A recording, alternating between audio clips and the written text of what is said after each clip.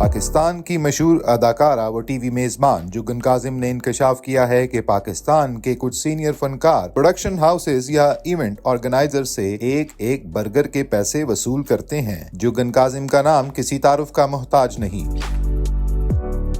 वो TV show मेजबान के साथ अदाकारा भी हैं। हाल ही में उन्होंने एक पॉडकास्ट में शिरकत की जहां अहमद अली भट्ट के साथ उन्होंने सफरी तजर्बात के साथ साथ पाकिस्तानी अदाकाराओं के रवैयों पर भी खुलकर बात की। सफरी तैयारियों पर बात करते हुए अदाकारा का कहना था कि मैं बहुत ही मुनज़्ज़म अंदाज में पैकिंग करती हूं और 5 रोज कबल ही तैयारी मुकम्मल कर लेती हूं। उन्होंने मजीद बताया कि मैं कभी इजाफी सामान के साथ सफर नहीं करती, इसलिए सामान के इजाफी चार्जेस देने पर बच जाती हूँ। उनका बैंकॉक के सफर के दौरान दिलचस्प वाकया सुनाते हुए कहना था कि लोग इजाफी सामान के साथ चार्जेस बचाने के लिए कई हरबे इस्तेमाल करते हैं। एक शख्स ने इजाफी चार्जेस बचाने के लिए शदीद गर्मियों में जैकेट और कई गर्म कपड़े पहने हुए थे। उन्होंने मजीद कहा कि छोटे बच्चों को आप कहीं भी किसी भी मुल्क ले जाएं, उन्हें याद नहीं रहता। मैं अपने वालिदैन के साथ कम उम्री में गई कई ममालिक में, ताहम वो अब मुझे याद ही नहीं। उनका कहना था कि यही वजह है कि मैं अभी तक अपने दोनों बच्चों हसन और नूर को बैरून मुल्क सैर तफरी के लिए नहीं लेकर गई, क्योंकि वो अभी बहुत छोटे हैं और उन्हें कुछ याद ही नहीं रहेगा।